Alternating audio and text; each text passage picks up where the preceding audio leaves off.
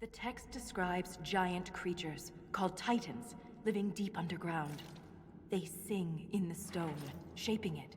And there's no mention of the Titans in Orzammar's memories. I've been trying to make this theory video for years now, and the upcoming release of Veilguard is really lighting a fire under my ass to just finally get it done already. So be warned that there are spoilers for all Dragon Age content, including marketing material for Veilguard. The Forgotten Ones have long been a mystery in the Dragon Age universe, and I can remember fans speculating about them ever since Origins. The most common theories being that they're a whole other race in a whole other realm, that they were evil elves, that they were the old gods, and many more. But my favorite one is a little bit more out there. I'm not sure I fully believe it yet, but it's my favorite because if it does turn out to be true, that would just be so exciting. Theory: the Forgotten Ones are the Titans, and by extension, the dwarves. Let's start with what we do know about the Forgotten Ones. Long ago, there were two clans of gods. The Creators looked after the people, the Forgotten Ones preyed upon us. And one god who was neither. Fen'Harel, the Dread Wolf. He was kin to the Creators, and in the old days often helped them in their endless war against the Forgotten Ones. Fen'Harel was clever. He could walk among both clans of gods without fear, and both believed he was one of them. He went to each side and told them the other had forged a terrible weapon, a blade that would end the war. He told the Creators it was forged in the heavens, and the Forgotten Ones that it was hidden in the abyss. And when the gods went seeking it, he sealed them both in their realms forever. The legend says that before the fall of Arlathan, the gods we know and revere fought an endless war with the others of their kind. There's not a Harren among us who remembers these others. Only in dreams do we hear whispered the names of Gelderon and Darenthal and Inaris, for they are the Forgotten Ones, the gods of terror and malice, spite and pestilence. In ancient times, only Fen'Harel could walk without fear among both our gods and the Forgotten Ones, for although he is kin to the gods of the people, the Forgotten Ones knew of his cunning ways and saw him as one of their own. This seems to be specifically worded that Solus, Fen'Harel, the Dread Wolf, was kin with the Elven pantheon. He was one of them, an elf. But it carefully doesn't say that about the Forgotten Ones. He was not their kin, but he was still regarded as one of them. So what could the Forgotten Ones be? Well, we know from Meryl's story and a couple codexes that they reside in a place called the Abyss. But what is the Abyss? When I wasn't the obsessed fan that I am now and I was just playing Dragon Age like a filthy casual, I remember just automatically assuming that the Abyss was underground. But looking back, I'm not exactly sure why, because now that I've spent way too much time overanalyzing, there actually isn't any lore that directly supports that. But I'm going to go into some of the reasons why I think it might be underground. First of all, Abyss means a deep chasm. Deep, that tells me it goes down into the ground. Second, the Anvil of the Void. The Void has been used interchangeably with the Abyss many times in Dragon Age, and this Anvil of the Void is deep underground, past the dead trenches in the deep roads of the dwarves. The Codex, Elgernon, God of Vengeance, says, "Eventually, Elgernon threw the sun down from the sky and buried him in a deep abyss created by the land's sorrow." In the Descent DLC, once you pass the deep roads, an area of the map opens up called the Uncharted Abyss, where the Shabratal and the Titan reside. So what do all of these things have in common? They're all deep underground, in the realm of the Titans and the dwarves. Meryl also says that Fen'Harel's great betrayal locked both groups away in their respective realms. If you subscribe to the theory that elves were once spirits, a video I'm linking in the description, and that they were locked away in their realm, the Fade, and you subscribe to the idea that the Abyss is underground, well, whose realm is underground but the Titans and dwarves? It even seems that Andruil possibly went to the realm of the Titans and got infected with red lyrium in the Codex Elven God Andruil. One day, Andruil grew tired of hunting mortal men and beasts. She began stalking the Forgotten Ones, wicked things that thrive in the Abyss. Yet even a god should not linger there, and each time she entered the Void, Andruil suffered longer and longer periods of madness after returning. Andruil put on armor made of the void, and all forgot her true face. She made weapons of darkness, and plague ate her lands. She howled things meant to be forgotten, and the other gods became fearful Andruil would hunt them in turn. Andruil was hunting the forgotten ones in the void/abyss, and she came back with madness, weapons made of darkness, and plague. I think that sounds suspiciously like the Blight or Red Lyrium. And where does Red Lyrium come from? I found out that Red Lyrium... it has the blight, Varric. Lyrium. The Titan's blood is Lyrium. So this is what makes me wonder if the Forgotten Ones have anything to do with the Titans. The Forgotten Ones famously warred with the Evanuris endlessly, according to Merrill. We also know from many sources throughout the games that the Titans were at war with the Evanuris. It started with a war. Elgarnon, wrath and thunder, give us glory, give us victory over the land that shakes our cities. Strike the usurpers with your lightning, burn the ground with your gaze, bring winged death against those who throw down our work. Elgarnon, help us tame the land. This song to Elgarnon talks about specifically wanting victory over the earth, capital E, and taming the land. Mythal even seems to have killed a Titan. Hail Mythal, adjudicator and savior. She has struck down the pillars of the earth and rendered their domain unto the people. Praise her name forever. The pillars of the earth mentioned sound awfully titanic, and Solas's mural in which we find this codex looks to me like a massive stone-like creature being exploded. In Mythal's temple, her followers were preparing to fight these pillars of the earth, or titans, and reference rescuing the titans' workers by killing them. In this place we prepare to hunt the pillars of the earth. Their workers scurry, witless, soulless. This death will be a mercy. We will make the earth blossom with their passing. The elves see these workers scurrying, and they're witless and soulless. I think this could be talking about the dwarves, who we've gotten hints were extensions and representatives of the titans, sharing one collective consciousness, and seem like they work together, kind of like a massive ant colony. Dwarves are the severed arm of a once mighty hero, lying in a pool of blood, undirected. And I thought all the thoughts. I don't know. As if for a moment I was around all my people, and my thought was all of theirs. Your thoughts were their thoughts? No, my thought was all of our thoughts, like parts. Words are mush. It seems like the dwarves would serve as kind of little feelers for the Titan to send out into the world, gaining life experiences or memories, and share them with the collective consciousness of the whole colony. Their ancient shapers were mountains drawn of all their wills, walking their memories into valleys of the world. The elves saw this as them being soulless and not really real people, and sought to free them while also gaining massive power from the Titan's blood, or maybe even their hearts, by going to war and claiming them. But not all accounts of this war come from Elven sources. In the Hissing Waste and Inquisition, you can find journal entries studying the old dwarven ruins that were uncharacteristically built on the surface there. The writing talks about the sad parting from the stone. Hundreds of years ago, several houses left their taigs to settle here under one leader. They were running from a war, or running so there wouldn't be a war. I was tracing heraldry etched on a wall when I noticed pictures of weapons with winged lizards worked into the decoration. I spent the rest of the day translating the inscriptions. This verse was apparently passed down through Fen'Harel's house, through his father to his father's father, and so on for hundreds of generations. From the stone have no fear of anything, but the stoneless sky betrays with wings of flame. If the surface must be breached, if there is no other way, bring weapons against the Urtok and heed their screams. Urtok means dragon. Why was it part of an ancient crest? Why were these dwarves so worried about a monster they'd never see that they worked it into their weapons? Discovered one interesting thing in all the mess, the name of this place. I puzzled it from carvings on the doors of Fen'Harel's tomb, Kalrapartha, a place where we may meet in peace. So were the dwarves coming up to the surface, separating themselves from the Titans to try to meet with the elves in peace?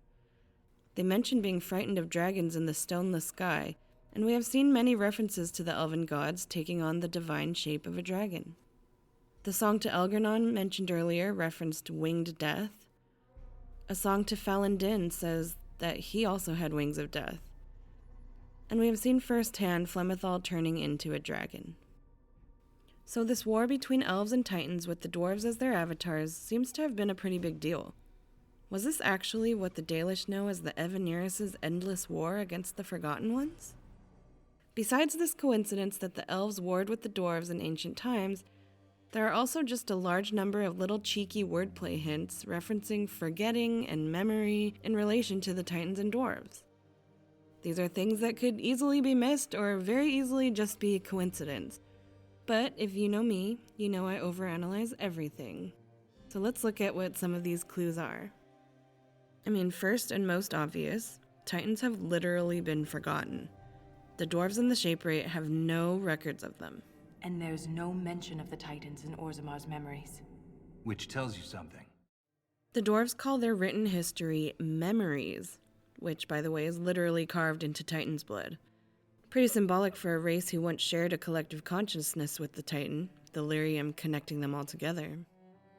Within the Diamond Quarter of Orzammar lies the Shaperate, a branch of dwarven society so ancient that the dwarves themselves do not know when or where it began. They are the keepers of history for a people who have never known the sun or seasons, and who track time by the lives and deaths of kings. But they are not mere historians, they are craftsmen. For the living history of the dwarves is not written, but forged.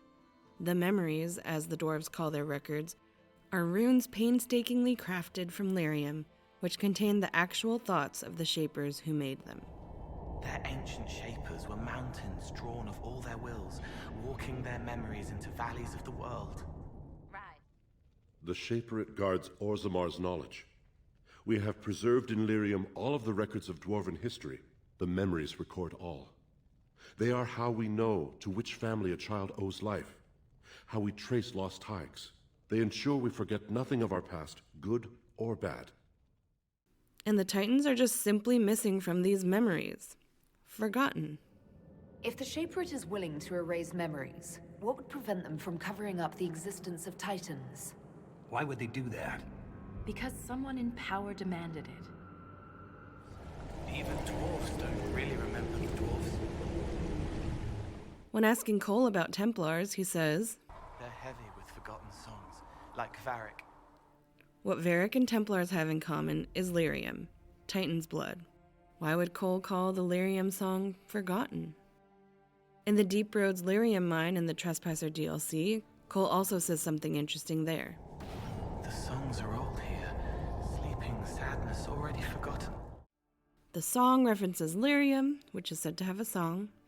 Sleeping describes the Titans, who are asleep, and they are also forgotten.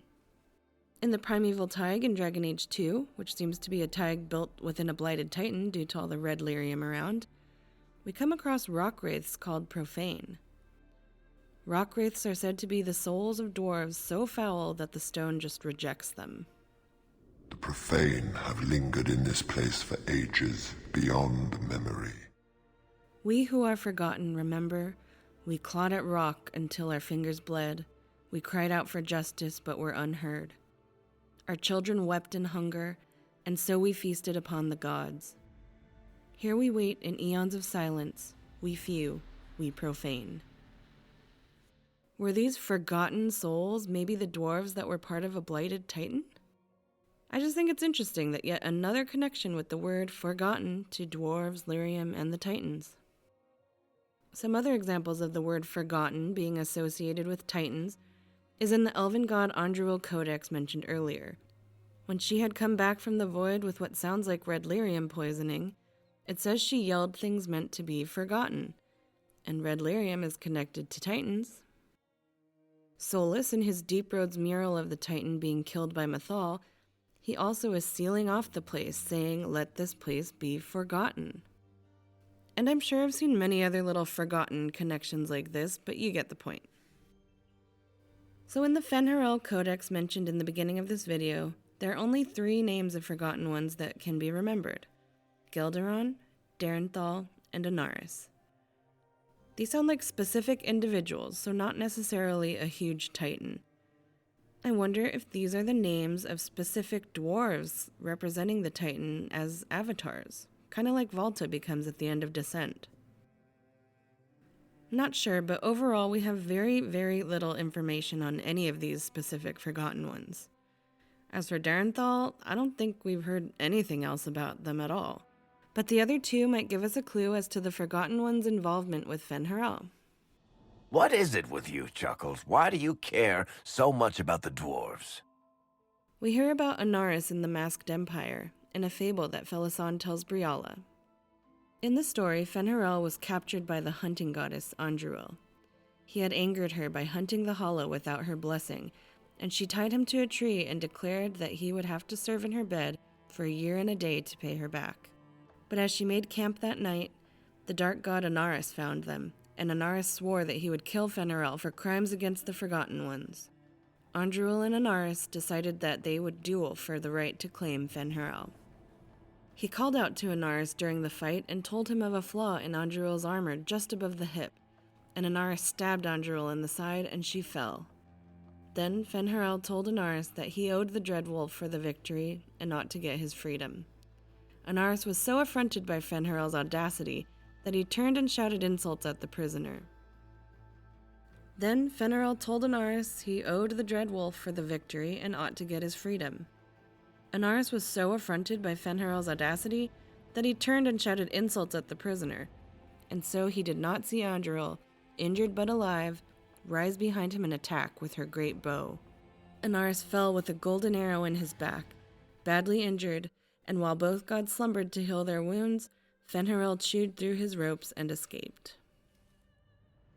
We hear from Gelderon in a codex found in the Frostback Basin in the Jaws of Hakon DLC. There are no gods, there is only the subject and the object, the actor and the acted upon. Those with will to earn dominance over others gain title not by nature but by deed. I am Gelderon, and I refuse those who would exert will upon me. Let Andruil's bow crack, let June's fire grow cold. Let them build temples and lure the faithful with promises. Their pride will consume them, and I, forgotten, will claim power of my own, apart from them until I strike in mastery. So these two bits of info give us a better idea about how the Forgotten Ones might have been involved with Solus. It sounds like Gelderon was a resistor. He sounds like he is refusing the Evanuris' dominance and is biding his time until he can exact his revenge. Was he perhaps a part of Solus' slave rebellion? A wash of powerful magic carries an impression of welcome. Images flash by. Elven slaves fleeing to this place in ancient times, greeted by others who then tend to their wounds. Words are not so much heard as felt. Fen'Harel bids you welcome. Rest, knowing the Dreadwolf guards you and his people guard this valley. In this place you are free. In trusting us, you will never be bound again. That was like Veilfire. It claimed this was a refuge for elven slaves. This whole valley was a sanctuary created by the Dreadwolf Fen'Harel. And incidentally, the password to get past the Sentinels at the Rebels' sanctuary is Armelana de Thabarin, Rivas Ver Evanuris. Evanuris being the name of the Forgotten One who was pissed at Solus in Felisan's fable earlier. So it seems that maybe Evanuris was involved in this rebellion as well. Does that mean that all Forgotten Ones were a part of this slave rebellion? It does seem that even though the elves thought they were doing the dwarves a favor by releasing them from the will of the Titan, that they were still imperialized and put to work by the elves. These statues are older than anything I saw in my days with the clan. The area is dwarven, though. What were the ancient elves doing down here? Mining? Where were the dwarves? Easier to have them mine it. Not a trading post. You don't go into a friend's home, knock over their gods, and put up your own. The elves began taking over the dwarves' domain, putting up their own statues. So were the Forgotten Ones the dwarves that rebelled and resisted the elven takeover? But why was Evanuris so pissed at Solus in that fable from Felisan? Yes, it might be a fable, but most of these stories we hear are symbolic in some way with slivers of truth. And why would Fen'Harel have wanted to lock the Forgotten Ones away in their realm as well? Something shady must have been going on. I trust my friends. I know that mistake well enough to carve the angles of her face from memory. Seems like they might not be so forgotten to soulless. But what about all these other popular theories that are also pretty intriguing? The most popular one I've seen is that it's actually the old gods who are the Forgotten Ones.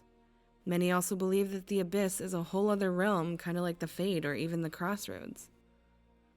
We also learned from some codexes in the Descent about a Forgotten War, featuring a mysterious race that we haven't really heard about before, described as the Scaled Ones. They also seem to have been forgotten. But I think this theory about the Titans is the most exciting, and I would love if it turned out to be true. We need more dwarf love in Veilguard, and I hope we'll be finding out more, especially with a magical Scout Harding on our side. Even if the Titans aren't the Forgotten Ones, it seems something more will be happening with them, and I can't wait to find out what it is. What are your thoughts about the Forgotten Ones? We are here. We have waited. We have slept. We are sundered. We are crippled. We are polluted. We endure. We wait. We have found the dreams again. We will awaken.